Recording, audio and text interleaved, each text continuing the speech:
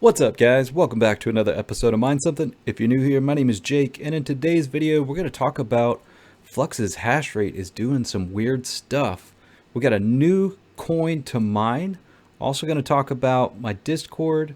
We're going to talk about coins leaving exchanges. We're going to talk about some lawsuits going on with Nvidia and Intel, and then give you a little update on the contest. So do me a favor, before we get started, hit that like and hit the subscribe if you haven't already. So yesterday, we saw this gigantic spike in Flux's hash rate.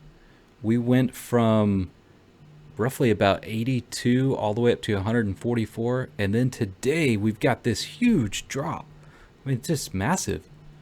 I'm just going to assume that people are leaving Flux and flocking over to mining Kaspa.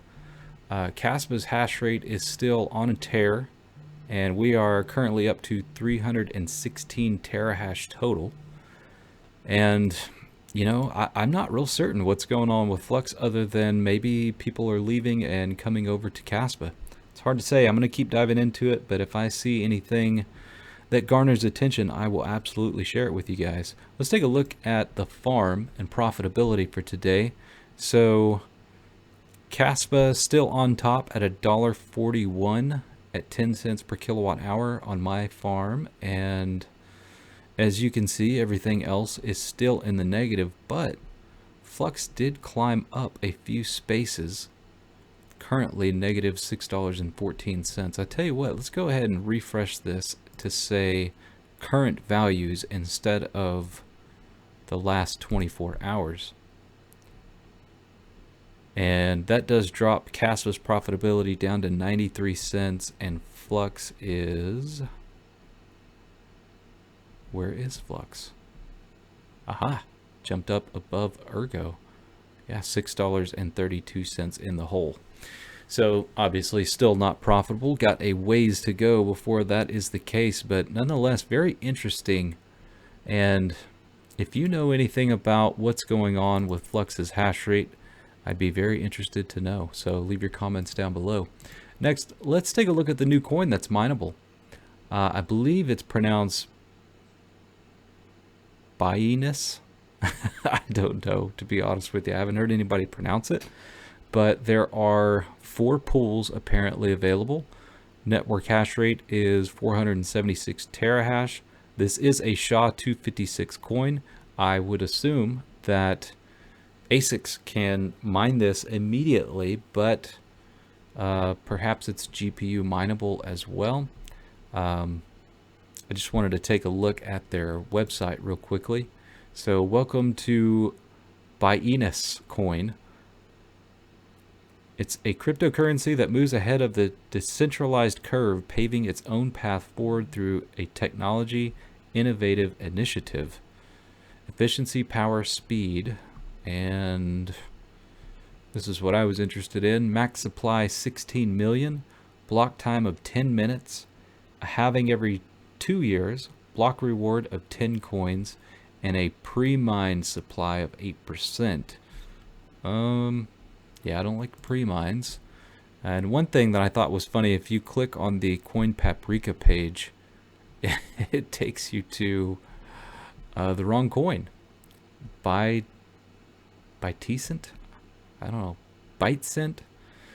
I'm not sure. Perhaps this is an old project reborn, but as you can see, it dates all the way back to 2015. So, hasn't done much since then. Would be very interested to know if this is in fact the same coin. Here they have a nice little block explorer that you can see, but I don't see any kind of price. So yeah, I don't know if this is worth GPU mining. Looks like it's going to be an ASIC coin, but just thought you guys might want to be aware.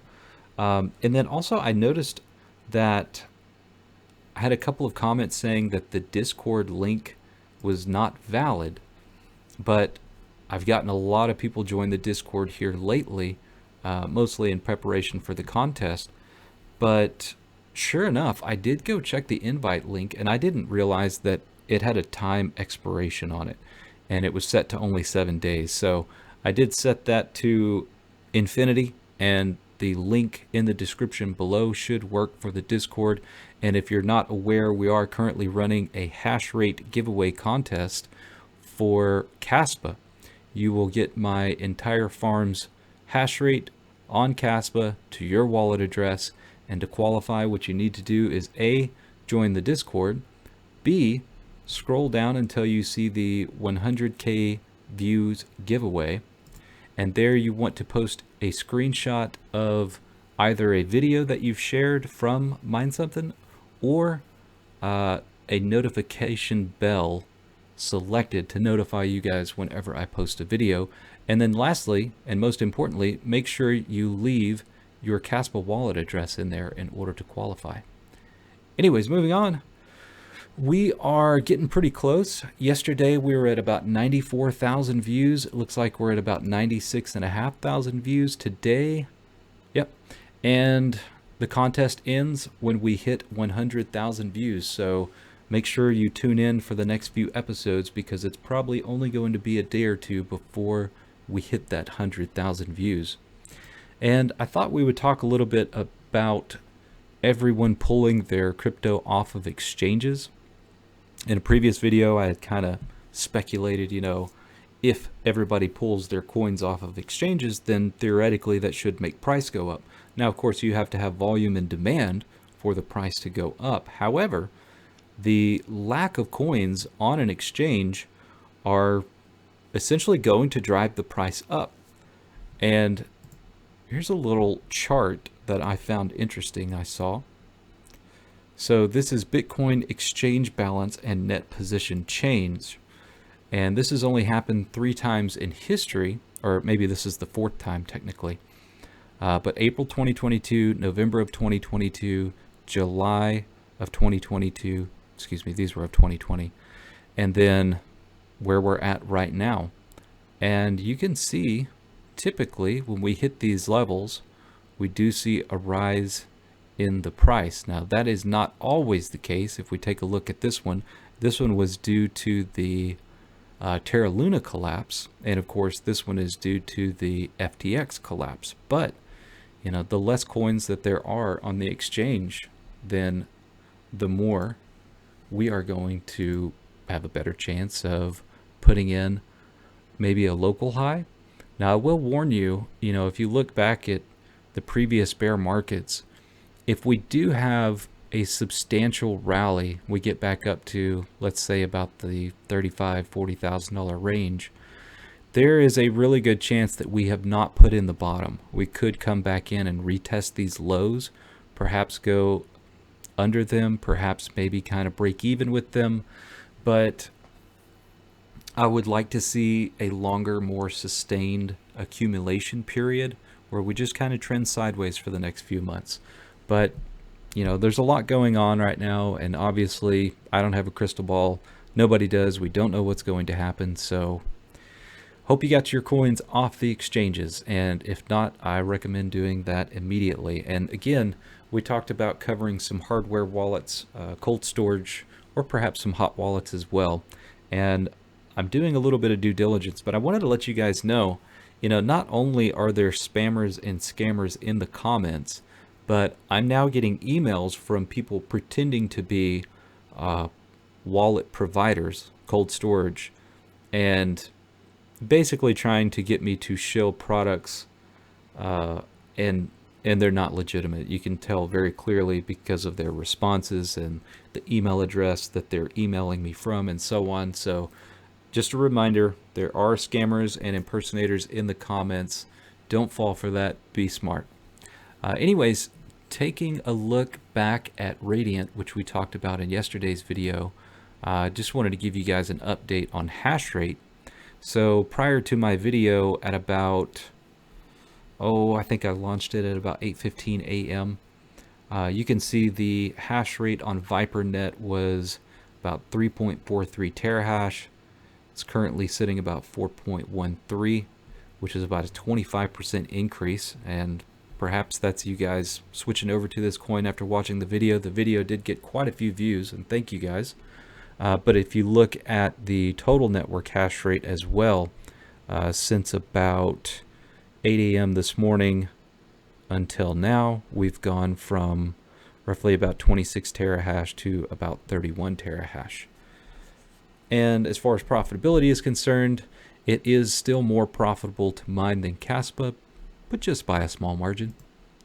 And next, let's take a look at the crypto market as a whole. Bitcoin coming in at 16,690, Ethereum at 1216, BNB at 272, XRP at 37 cents, Cardano at 33 cents, Dogecoin at 8 cents, Polygon Matic at 90 cents.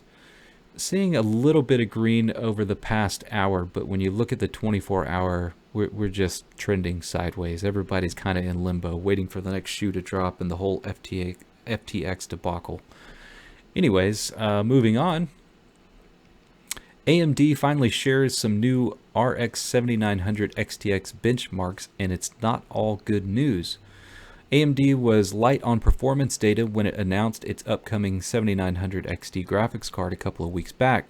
It wasn't that AMD didn't share numbers, the presentation was packed with them, but that they were all from uncommon resolutions, esports titles that don't stress the best graphics cards, or veiled by Fidelity FX Super Resolution or FSR upscaling. AMD is finally ready to share more information, giving us a better idea of how the new flagship will stack up. And there's good and there's bad news. So the company shared performance data from the 7900 XTX and the RX 7900 XT in 4 games: Resident Evil Village, Call of Duty Modern Warfare 2, Cyberpunk 2077, and Watch Dogs Legion. The data suggests that the RX 7900 XT could be competitive with even the 4090 in some titles, but the 7900 XT, despite being close in price to the flagship model, shows a wide performance gap. So let's just take a look at what they got here.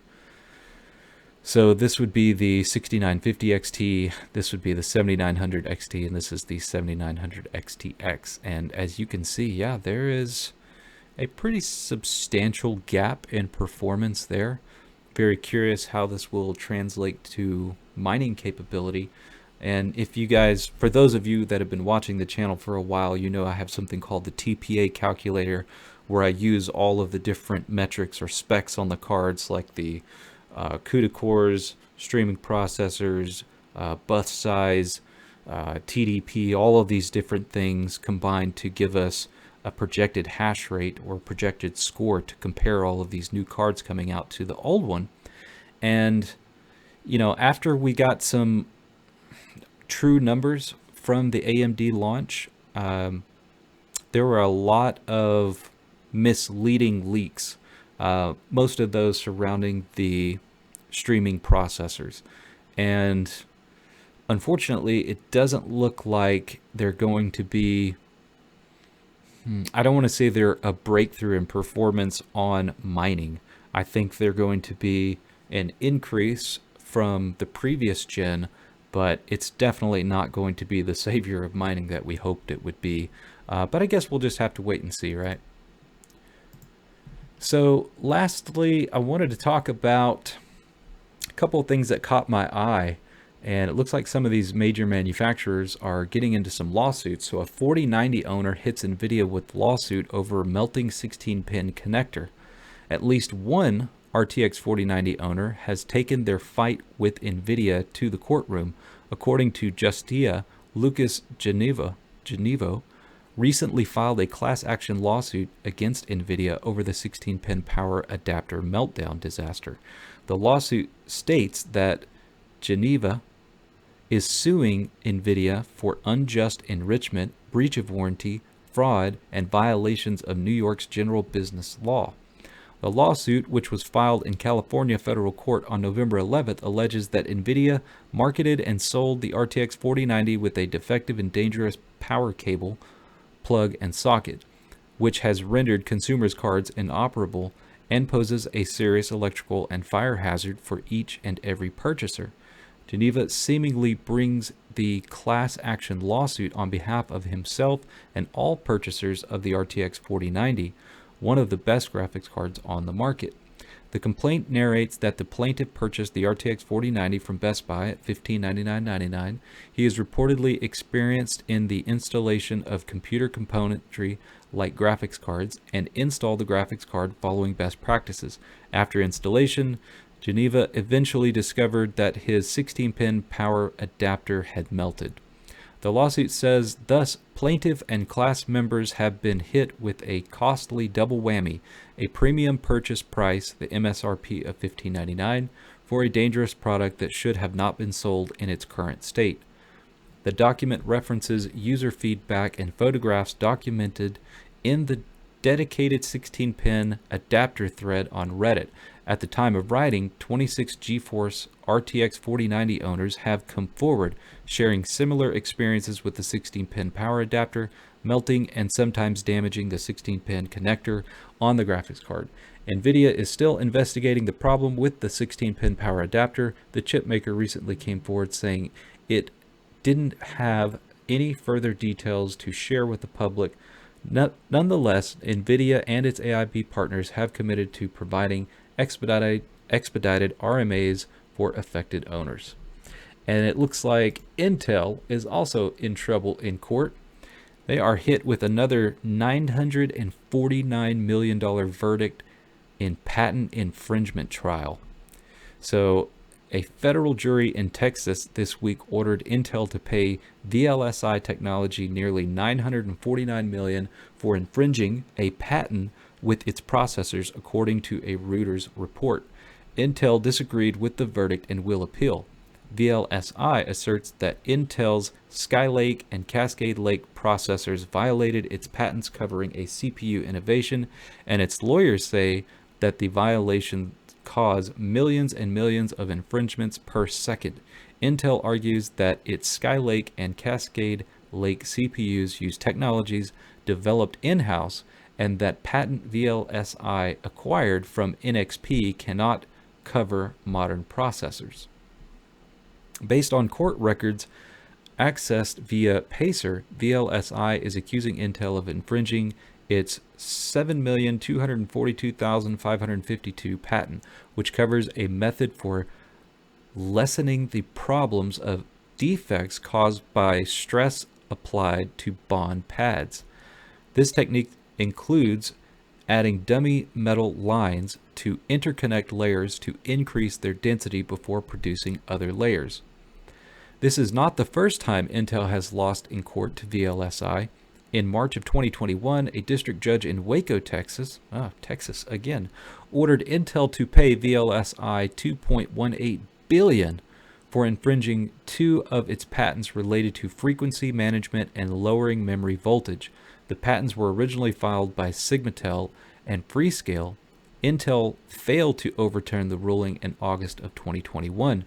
Intel and VLSI have a large-scale ongoing legal battle in different courts across the U.S. and abroad.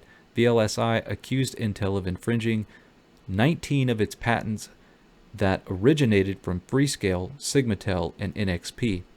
Some of the claims have been dismissed by judges, but many cases are still ongoing. VLSI is controlled by Fortress Investment Group, a private equity firm which is owned by SoftBank. SoftBank also owns ARM.